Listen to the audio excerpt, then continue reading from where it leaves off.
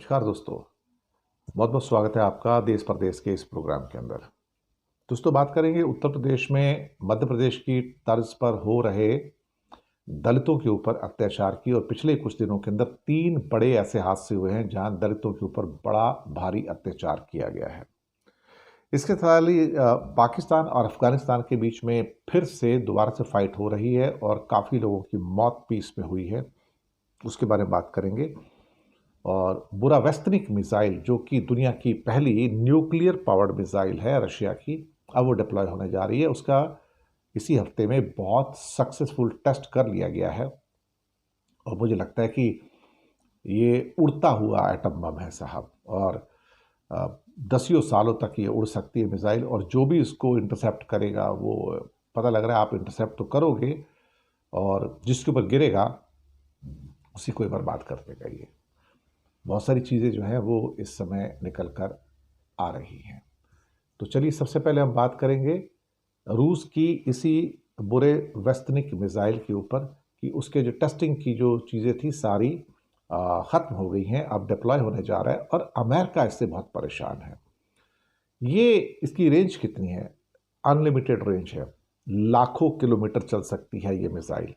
और अमेरिका के लिए तो बहुत बड़ा खतरा है, क्योंकि ये जिस ऊंचाई पर जाएगी और फिर जिस ऊंचाई पर चल सकती है, 50 से 100 मीटर की क्या कहते हैं ऊंचाई पर भी चल सकती है ज़मीन से ये। तो ये एटॉमिक एनर्जी से चलने वाला क्रूज मिसाइल एक बड़ा ही डिफरेंट किस्म का हथियार है, जो दुनिया में इसका कोई दूसरा उदाहरण नहीं है। अमेरिका के पास भी ऐसी कोई मिसाइल नहीं है और कहा जा रहा है कि इस मिसाइल को जल्दी रशियन आर्मी में डिप्लॉय किया जा रहा है और कुछ काम इसके ऊपर बचे हैं। अभी जो पूरी की पूरी जो टेस्टिंग हुआ है उसमें 14,000 किलोमीटर तक बुरेवेस्तनिक मिसाइल ने उड़ान भरी है और ये 15 घंटे तक हवा में रही।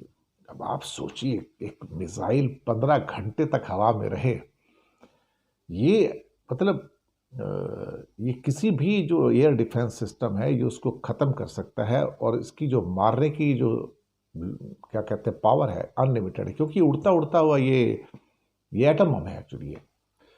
और इसका नाम है 95730 बुरेवेस्तनिक मिसाइल। स्टॉर्म पेट्रल इसका नाम है, यानी कि उड़ता हुआ पंछी है स्टॉर्म पेट्रल। ये एक ज़मीन से लॉन्च होने वाली, कम ऊंचाई पर उड़ान भरने वाली क्रूज मिसाइल है। ये ना केवल एटम बम ले जा सकती है, बल्कि ये एटम बम की जो ऊर्जा है, न्यूक्लियर एनर्जी, उससे चलती है ये। और नेटो ने इसको जो नाम दिया वो SSC-X9 स्काईफॉल कहा है। 2018 में पहली बार इसका खुलासा हुआ था और तब बताया गया था कि इसकी जो किलिंग पावर है अनलिमिटेड है और ये किसी भी एयर डिफेंस सिस्टम को चकमा दे सकती है।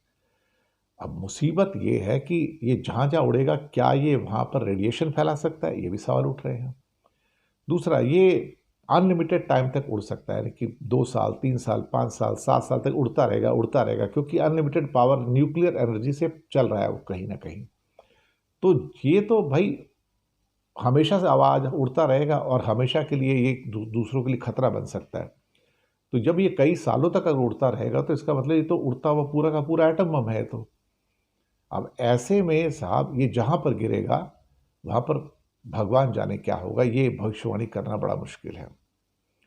कुछ लोग इसकी जो सो कॉल्ड पावर है उसके ऊपर थोड़े शक कर रहे हैं, लेकिन ये मैंने कहा जहाँ गिरेगा वहाँ रेडिएशन का बहुत बड़ा खतरा होगा, क्योंकि इसके अंदर जो न्यूक्लियर रिएक्टर है छोटा सा, वो भी तो साथ में नष्ट हो जाएगा। वो नष्ट हो जाएगा तो रेडिएशन फैलेगा तो आसपास की जो आबादी है या जो जीव जंतु हैं उनके लिए भी बहुत दिक्कत है। और मुझे लगता है कि ये एक ऐसी मिसाइल है जो जहाँ पर स्ट्राइक करेगी वह नुकसान तो करेगी और वहाँ का नुकसान सालों साल तक चलता रहेगा रेडिएशन की वजह से। तो ये बहुत खतरनाक है। तो international institute for strategic studies ने 2021 में कहा था कि इसकी जो एक सीमा है 20,000 किलोमीटर तक हो सकती है। रूस में इसे कहीं भी तैनात किया जा सकता है और बहुत कम ऊंचाई पर यह फ्लाई कर सकती है, 50 से 100 मीटर पर। और डिफेंस के राडार के लिए इसका पता लगाना नामुमकिन हो जाएगा।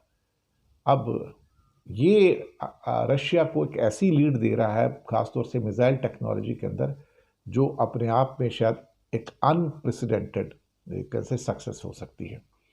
हालांकि बुरावेस्निक का जो परीक्षण रिकॉर्ड है वो काफ़ी ख़राब रहा है, कई बार ये फेल भी हुई है, उसमें कई उनके न्यूक्लियर जो साइंटिस्ट हैं वो भी मारे गए हैं। लेकिन रशिया हमेशा से इस किस्म के हथियारों को इन्वेंट करने में, डिस्कवर करने में काफ़ी आगे रहा है। तो रशिया को हथियारों के मामले में जो डेवलपमेंट है, उस मामले में अंडर एस्टिमेट करना तो एक बहुत ही मुश्किल बात हो जाएगी। इसके बाद आते हैं एक कॉन्फ्लिक्ट के ऊपर, ख़ास तौर से जो चल रहा है इस समय अफ़गानिस्तान और पाकिस्तान के बीच में। इसके बारे में बात करनी ज़रूरी है यहाँ पर कि ये हुआ क्या है, कि अफ़गानिस्तान में क्या हो गया है। दरअसल काफ़ी लोगों की सुनने में आया है कि इसमें मौत हुई है, और पाकिस्तान की आर्मी ने भी इसको कहा है कि 5 सोल्जर्स उनके किल हुए, मर गए हैं। और इसमें उनका ये भी कहना है कि शायद उसमें 25 तालिबान के जो सोल्जर्स हैं उनको भी मार गिराया गया है। और ये रिपोर्ट जो है सारी की सारी, ये रिपोर्ट निकल कर आती है ये पाकिस्तान आर्मी की ओर से कि हमारे 5 जो आर्मी जो ऑफिशियल्स हैं वो इसमें मारे गए हैं। और मुझे लगता है कि ये काफ़ी हद तक ये अपने आप में चिंता की बात इसलिए है कि क्योंकि कहीं ना कहीं कुछ ना कुछ ऐसा ज़रूर हो रहा है जो अपने आप में थोड़ा सा अजीबोगरीब लगता है। कहने को तो बीच में ट्रूस हो गया था, लेकिन उसके बाद से फिर से ये जो कॉन्फ्लिक्ट हो रहे हैं पाकिस्तान अफ़गानिस्तान के बीच में, ये थोड़े से परेशान करने वाले भी हैं। और ये जो कहा कि 5 पाक सोल्जर्स मारे गए हैं, ये पाकिस्तान की आर्मी की रिपोर्ट है, ये हमारी रिपोर्ट नहीं है। और ये भी कहा कि करीब 25 तालिबान के जो सोल्जर्स हैं उनको भी मार गिराया गया है। तो एक किस्म से पूरी की पूरी जो कवायद है यहाँ पर, वो इस किस्म से है कि जहाँ पर क्या कहा जाए, अल्टीमेटली दोनों ओर से नुकसान लगातार होते जा रहे हैं। और एक खबर जो हमने पहले भी दी थी, फिर से उसको दोहराना ज़रूरी है कि अमेरिकन नेवी के अंदर 2 क्रैश हुए हैं, और एक हेलीकॉप्टर क्रैश हुआ है साउथ चाइना सी के अंदर, एक उनका फाइटर एयरक्राफ्ट क्रैश हुआ है। 2 हादसे हुए हैं, और थोड़ी सी दूरी में उस पर एयरक्राफ्ट कैरियर उनका एक यूएसएस निमिट्स है।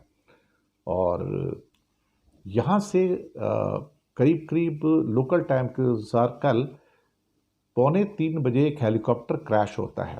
ये सी हॉक हेलीकॉप्टर है, MH-60R। और जो यूएसएस निमिट्स जो कि न्यूक्लियर पावर्ड एयरक्राफ्ट कैरियर है, वो हो गया। लेकिन उनके जो लोग थे सारे यूएसएस निमिट्स के, उन्होंने तीनों हेलीकॉप्टर के क्रू मेंबर्स को सेफली निकाल लिया। समुद्र में गिरा था तो वो बच गए। और उसके करीब 30 मिनट के बाद ही उनका एक FA-18F super hornet fighter jet भी क्रैश हो गया, और उसके भी दोनों पायलट पैराशूट से बाहर निकलने में कामयाब हुए। और ये सारी की सारे जो घटनाक्रम है साउथ चाइना सी में हुए हैं, जहाँ पर टेंशन काफ़ी बढ़ रही है मुझे लगता है। तो चलिए देखते हैं जो भी होगा। फिलहाल जो स्थितियाँ हैं वो कुछ इस किस्म की हैं कि साउथ चाइना सी में कुछ भी ऐसा होता तो एक शक जाता है कि इसमें कहीं चाइना का तो कुछ हाथ नहीं है, कुछ उन्होंने जैमिंग वगैरह तो नहीं कर दिया, सिग्नल वगैरह, तो जांच तो उसकी होगी। लेकिन साउथ चाइना सी में 2 बैक टू बैक क्रैशेस, एक हेलीकॉप्टर का एक फाइटर एयरक्राफ्ट का होना अमेरिका के लिए भी चिंता की बात है। लेकिन एक अच्छी खबर है कि उनके 5 पायलट्स को बचा लिया गया है। तो शुक्रिया आपका बहुत बहुत, और चैनल को सब्सक्राइब कीजिएगा। हो सके तो छोटी छोटी आर्थिक मदद भी आप कर सकते हैं। इसके लिए नीचे हमने आपके लिए UPI नंबर और बैंक अकाउंट नंबर दोनों दिए हैं। किसी एक को चुनकर छोटी सी मदद करेंगे तो अच्छी पत्रकारिता को बचाने में आप हमारे मददगार भी साबित होंगे। तो बहुत बहुत शुक्रिया आपका। मिलते हैं जल्दी अगले एपिसोड में। धन्यवाद।